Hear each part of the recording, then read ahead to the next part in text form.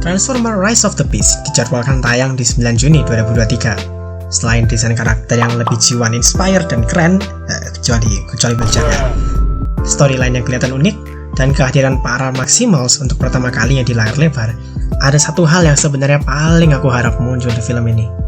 Bukan cameo dari Kate Yeager ataupun Sam Witwicky, bukan kemunculan Megatron juga, dan jelas bukan cameo orang Filipina random yang ngomong, "Putang ina! Si Optimum Prime! Poking inangnya Optimum Prime!" But no, salah satu hal yang aku paling harapkan untuk muncul di film ke-8 di franchise Transformers ini adalah Optimus Prime. Nah, mungkin kalian ada yang langsung ngetik di komen, tolol, kan dari film pertama sampai Bumblebee kemarin, Optimus Prime selalu ada tuh. Wah, channel gak jelas nih. Gimana sih? Lu niat gak buat video? Riset gak? Nomor WA lu berapa? Single gak? Boleh kenalan gak? Oke, chill dulu ya, ladies. Iya, memang dari film Transformers yang pertama, Optimus Prime udah muncul dan dia terus muncul di film-film berikutnya dari Revenge of the Fallen, Dark of the Moon, Age of Extinction, Last Night, dan Bumblebee. Tapi Optimus Prime yang ada di film-film ini bukan Optimus Prime yang sebenarnya. Yap, Optimus Prime yang selama ini muncul di film-film mungkin terlihat seperti Optimus dan di voice oleh voice actor originalnya sendiri, yaitu Peter Cullen, yang sudah menjadi voice actornya sejak era kartun Generation 1 atau G1. Tapi Optimus yang ada di film itu beda jauh dari apa yang ada di kartun G1 dulu, dan juga beda dari Optimus yang ada di media-media lain seperti Armada, Prime, dan trilogi War for Cybertron yang ada di Netflix.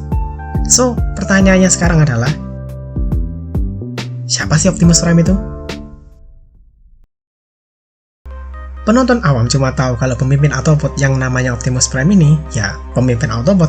Tapi untuk penonton yang sampai main gamenya, atau nonton serial Netflixnya, atau nonton serial kartun lainnya, atau baca komiknya, maka akan mengenal bahwa sebelum terjadi perang di Cybertron, nama robot truk merah ini bukan Optimus Prime, melainkan Orion Pax. Orion Pax awalnya bukan seorang Prime, dia cuma robot biasa yang tinggal di Cybertron. Oke, sedikit pelajaran sejarah dari planet Cybertron ya. Sebelum perang bermulai, para Transformer itu menganut prinsip yang disebut fungsionalisme. Jadi, para Transformer itu dibedakan menjadi beberapa kasta yang tergantung pada bagaimana tubuh mereka berfungsi. Para Transformer yang lahir dengan sisi intelektual akan diarahkan ke posisi yang intelektual, mungkin politikus, mungkin kepala akademi. Sedangkan Transformer yang badannya lebih cocok untuk bekerja fisik ditaruh di profesi yang lebih memerlukan tenaga fisik, mungkin jadi penambang, jadi anggota militer, gladiator, atau pekerja kasaran lainnya. Nah, pembagian ini sifatnya kaku, nggak bisa diubah. Sekali kalian jadi penambang, ya selamanya jadi penambang. Orion nggak setuju dengan sistem kasta ini, dan dia bekerja sama dengan seorang gladiator yang juga punya ideologi yang sama. Nama gladiator ini adalah Megatron.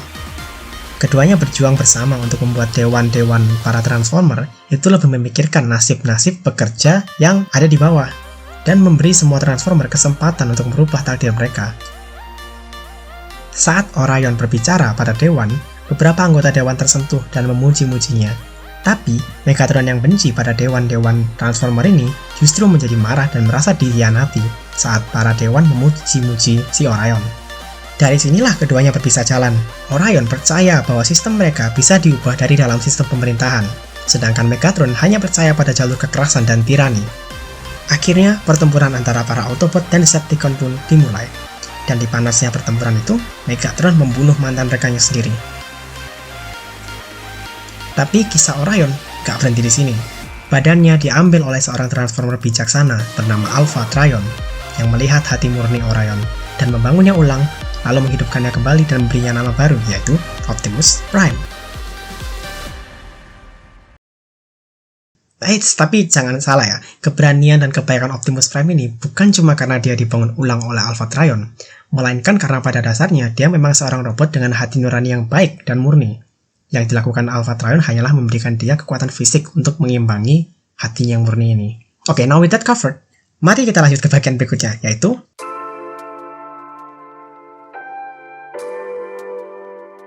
selain berani, kuat, dan gagah, sebagai seorang pemimpin, Optimus Prime juga memiliki satu karakteristik yang, karakteristik ini tidak pernah dimunculkan di filmnya, yaitu gentle. Optimus Prime adalah karakter yang gentle. Beda dengan musuh bebuyutannya yang juga seorang pemimpin, tapi pemimpinnya para Decepticon, yaitu Megatron. Megatron memimpin dengan mendominasi, mengancam, dan bahkan sesekali dia mengebius bawahannya. Sedangkan Optimus Prime memimpin dengan menunjukkan kebaikan, kesabaran, dan kepercayaannya yang idealis sekali. Sementara itu, di film-filmnya kita melihat Optimus Prime yang tingkah dan kata-katanya kadang gak selaras. Contohnya seperti ini. There will be days when we lose faith, days when our allies turn against us. But the day will never come that we forsake this planet and its people.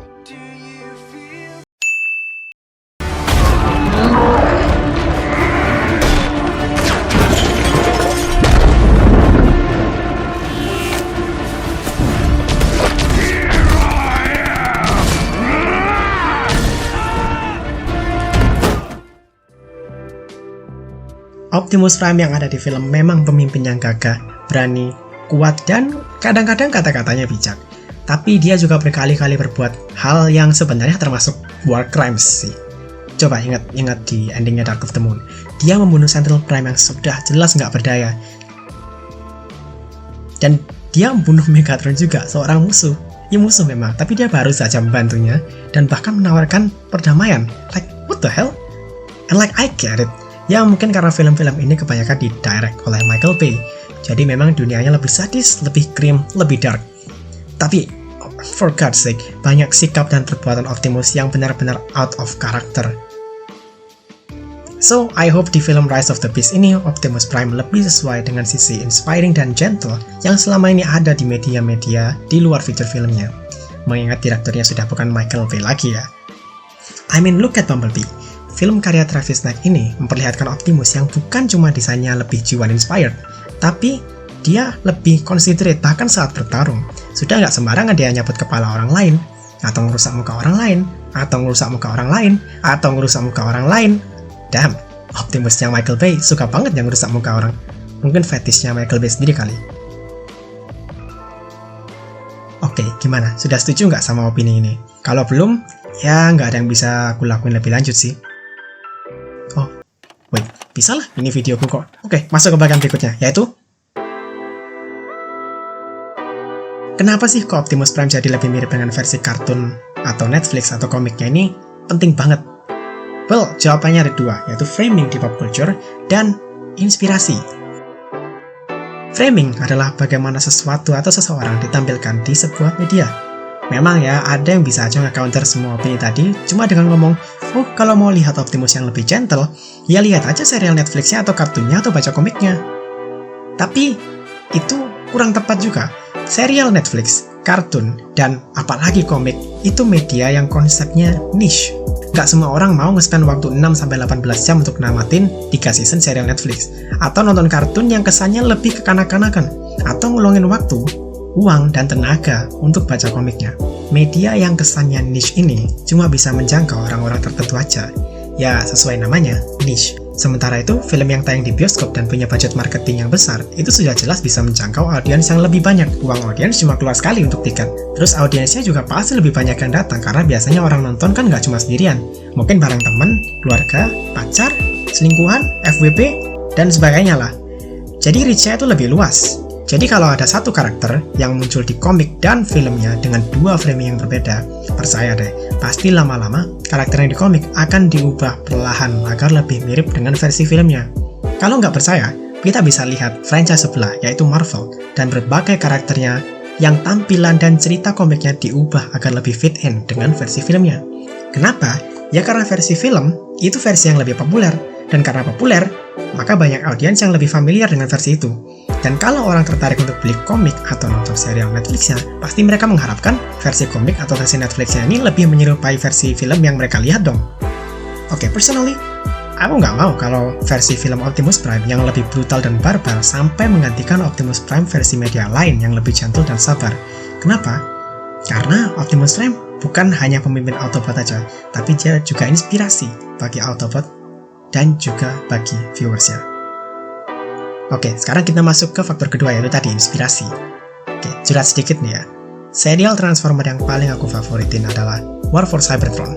Buat kalian yang nggak tahu, War for Cybertron Trilogy itu selain target audiens yang memang lebih dewasa dibanding serial Transformer lainnya, latar waktunya itu juga unik, yaitu di permulaan perang antara Autobot versus Decepticon. Jadi, karakter-karakternya masih lebih fresh. Jetfire masih jadi Decepticon, Bumblebee bahkan belum jadi Autobot, dia belum pilih sisi apa-apa. Dan Optimus Prime, sudah bukan orang Impact lagi, tapi dia belum segagah dan seberani Optimus Prime yang kita tahu selama ini. Dia memang sudah memimpin Autobot, tapi di serial ini ditunjukkan bahwa seorang Optimus Prime pun merasakan anxiety, merasakan overthinking, pikirannya kacau, dan dia kadang nggak yakin tentang keputusannya sendiri. Dan kadang dia mempertanyakan apakah dia layak jadi seorang Prime. Masalah ini akhirnya dia konfront terang-terangan di season 2 saat dia dan para Autobot terjebak di Dead Space dan bertemu dengan seorang Autobot yang diasingkan di sana. At this moment, deep inside, you are lost in your own chaos, Optimus Prime. It's no wonder you're in such chaos. You've lost brothers, mentors.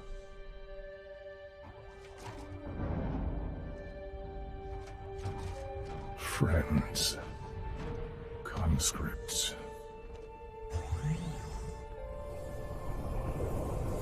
and someone most dear to your spark, Alita.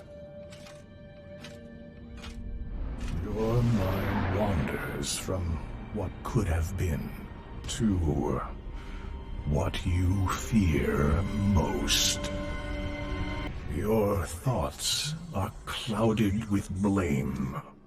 You blame yourself for events under your control and events completely out of it. You must regain who you are. You must be one with the Matrix once again. For if you don't, you'll never escape this dead place and save Cybertron. I understand. Melihat seorang Optimus Prime yang terkenal gagah, berani, bahkan sampai di dunia barat seringkali dia disebut layaknya robot Jesus gitu. Ternyata dia bisa merasakan konflik batin separah ini. Tapi meskipun begitu, dia tetap bangkit dan berjuang. Dia nggak pernah menyerah. Dia mengajak bukan cuma para Autobotnya, tapi juga viewersnya untuk tetap berjuang dan nggak boleh menyerah, apapun itu masalahnya. Inspirasi itu penting. Coba lihatlah era kita sekarang ini. Siapa yang bisa nyangkal kalau kita sekarang hidup di masa-masa yang, lagi gelap.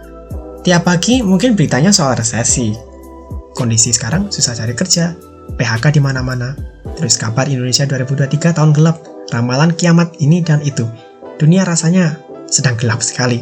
Dan generasi muda yang mungkin sekarang paling merasakan bingungnya cara hidup di dunia yang seperti ini. Mereka perlu role model. Mereka perlu orang-orang yang bisa mereka look up and say, that's it, that's the guy, I want to be just like him. Dan meskipun cuma lewat karakter fiksi, rasanya kita perlu seseorang yang bukan cuma sekedar kuat, berani, dan gagah.